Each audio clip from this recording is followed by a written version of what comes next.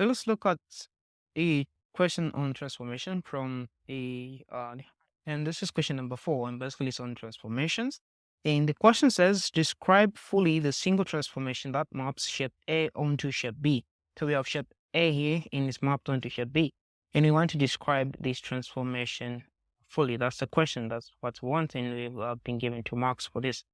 So for you to describe this transformation, you need to know the types of transformation. So first of all, what is a transformation? So a transformation is simply a function that takes in an input and gives you an output. Like in this case, A is the input and then it gives us shape B. So B is the output. So the different types of transformations, and we can talk about the ones which are common or are mostly that we study. We have the translation. So a translation is simply a change in position. So a translation, and then we have the second transformation we can talk about is the enlargement. Enlargement is another type of transformation we can talk about. The other one is rotation. We have rotation. Basically simply means to rotate. And then the fourth one, we have a reflection, and then you can talk about a share. So these are the types of transformation. So the question wants us to give the transformation that is happening here. So what transformation is happening here? It's not a translation. So translation simply means like to change position. So it means it maintains all the aspects of the shape or the object, meaning the length, the height remains the same, and the position changes, but just the shape, the height, and everything else remains the same, but the position changes. So that's just a summary on translation. That is what happens. For an enlargement, basically we expect it to enlarge, and this is not enlargement. Rotation, we have what we call a center of rotation. So this wouldn't be a rotation, it wouldn't be a share, and it will be a reflection. Because if you can look at this image right here, A and B, it's like you standing in front of the mirror and then you're looking at yourself. The image looks back at you. So that is a reflection. So it's like there's a mirror in between A and B. So this is a reflection. And that mirror, when we're talking about the transformation of a reflection of the transformation, we have what we call the mirror line.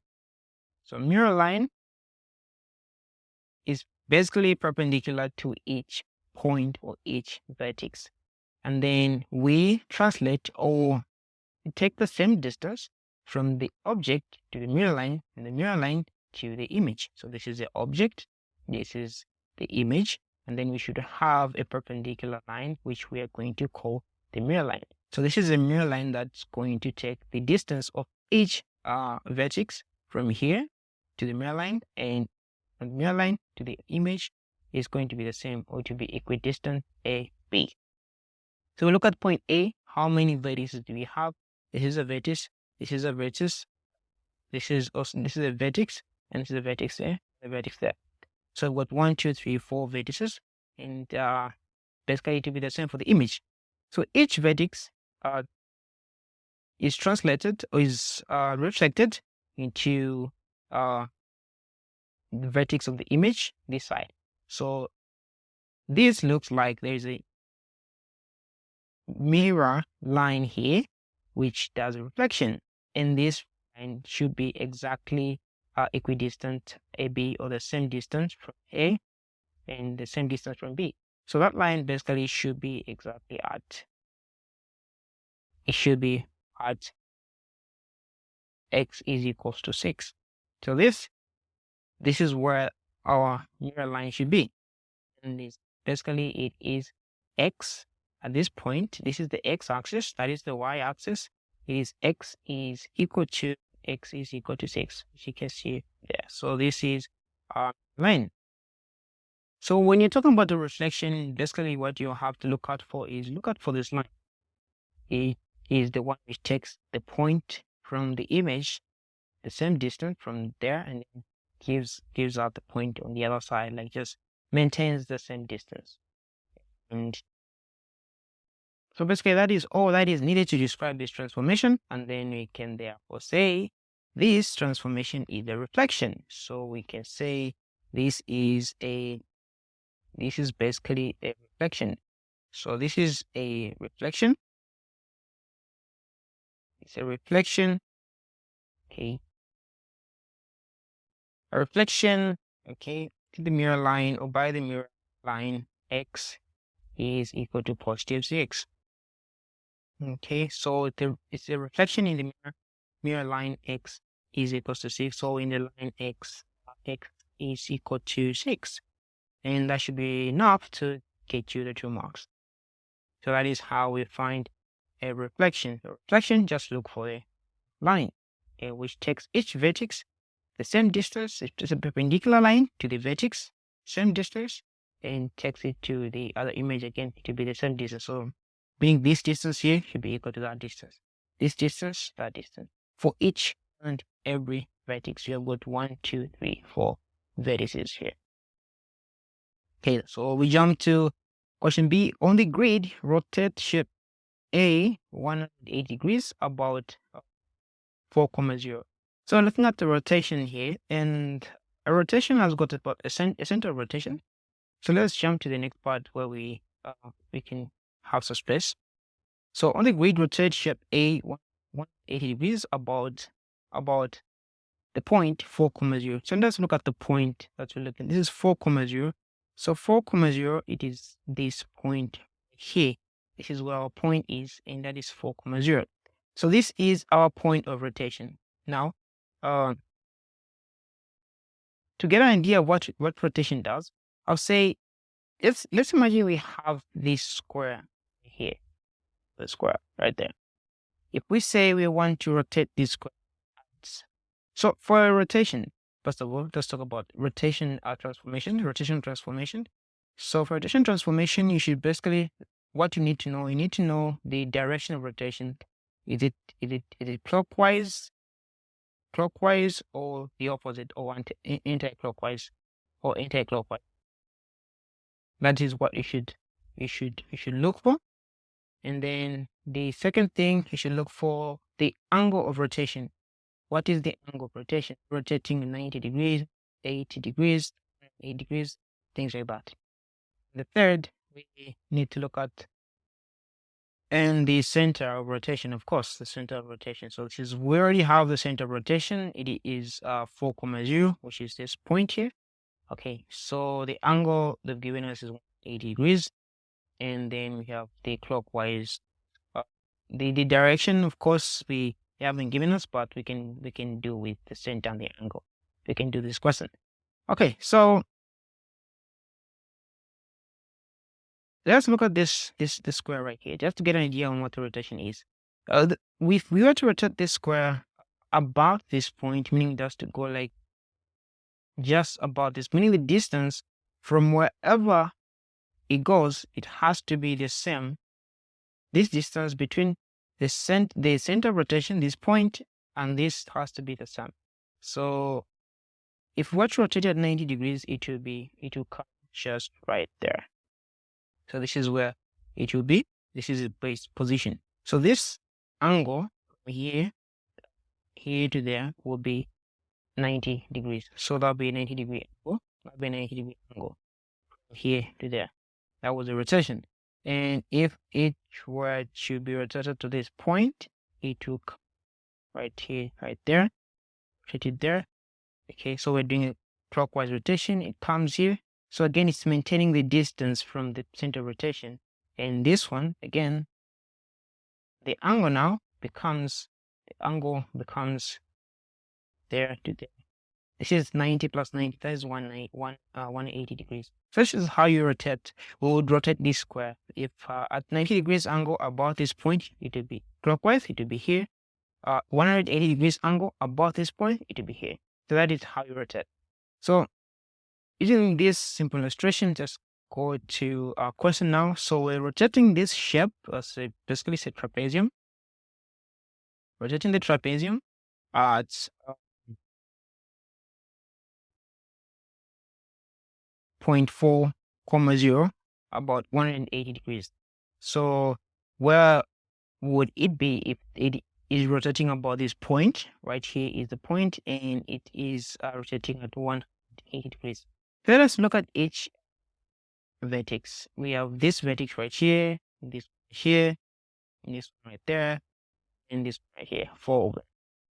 So if this one was to rotate 180 degrees, it will be like from here, there, this is about 90, there, there. This is 180 degrees. That is half a revolution. So we know it should come this side. It should be this point, should be somewhere this here, and then we expect this side to be on the other side. So just to give us a rough idea on how the rotation will go. Okay, so we have the center rotation and the angle. So the crucial thing here is how we maintain the angle of rotation.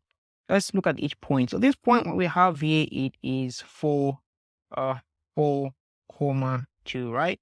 This vertex here, it is 4, 4. The other vertex here, it is 1, 6. And on the other side, it is 1, 2. These are the 4 vertices that we have. So let's try to rotate by just manipulating each vertex. So let's start with the 4, 2. So this is what we have right here. So these are the vertices that we have. We have about 4 vertices on shape A, and then we rotate them about the center of rotation, which is 4, 0. So let's start with this vertex here, and if it were to rotate for 180 degrees, basically from here it will be like that, half a revolution, which is 180 degrees. And then we look at how much it will go from the center of rotation. We have to maintain this distance from the center of rotation. So this distance here in the y direction is 2. So we also go 1, 2 at this point, because this is where it is 180 degrees. And then that is to be 4, -2 for the new point of this vertex. This one at 4, 4, the distance from the center of rotation is 1, 2, 3, 4. So we go 4 down as well. 1, 2, 3, 4 right there. So 4, 4, 4, -4. That is the new point for this vertex. For the other vertex, 1, -6. So for this one, let me just try to. We want to maintain the angle of rotation 180 degrees. So you put this rule there. Just to confirm that we are actually within the angle of rotation. So we know the straight line is 180 degrees. So I'm going to connect this point with the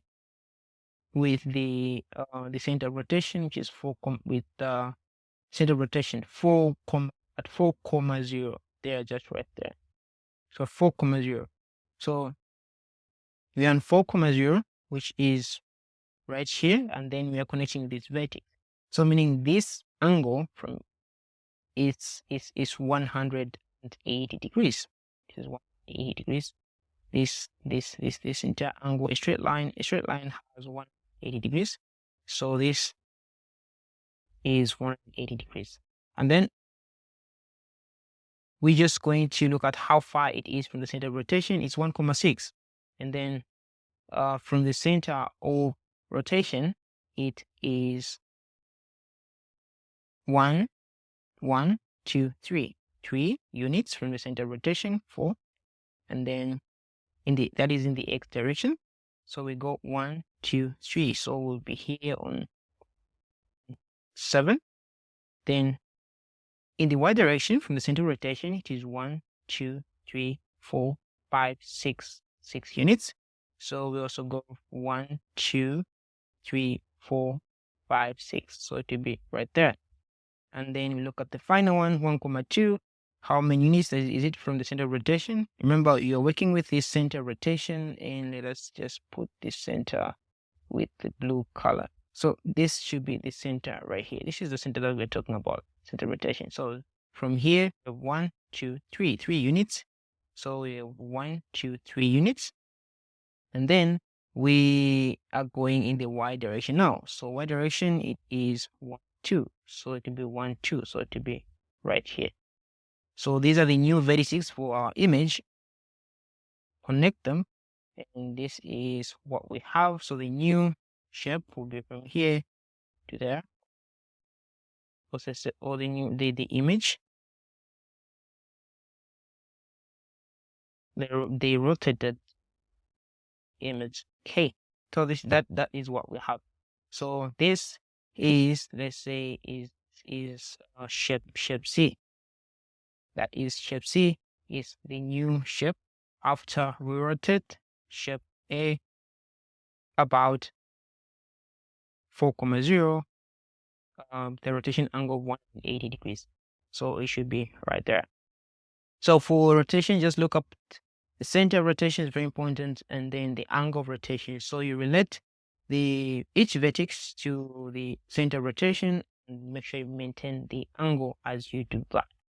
And for 90 degrees, 180 degrees, 270, they be very, very easy, because you know that the perpendicular section gives you 90, and you can just work it out from there.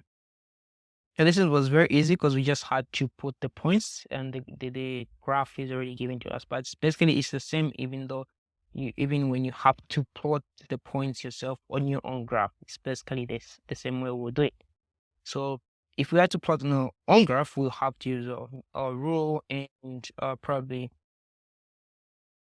mostly a rule, and we just follow the same thing that we did here. So this is how we'll work through this question. This was on a reflection, and this is how we've rotated this image A to become the C. There is the shape C. So from here, reflection. So reflection maintains the same distance. I just want to say, like here on 4,4, this will be 4,4. If you want to reflect it to the other side, you maintain the distance from here to there. Okay, so the x here is changing. Like it is 4, 6, 7, 8. So x, it will be 8, comma. On y, it is 4. It's not changing. So 8,4. Right. So this is the reflection. So for a reflection, you just have to maintain the same distance from the reflection of the line. For rotation, you just have to look at the angle of rotation, and then relate each vertex of the image to the center of rotation, and then you plot the new points, then connect them. And that you look at how far are they from the center of rotation, and you rotate those points about the angle given, is the angle of rotation. So that is it. If you would like to learn more with us, you need more help, we have online tuitions available. And basically, if you have any tips or tricks on rotation, please feel free to share in the comment section. And if there's any questions, leave it in the comment section, and we'll be glad to reply. So thanks for watching, and we'll see you in the next video.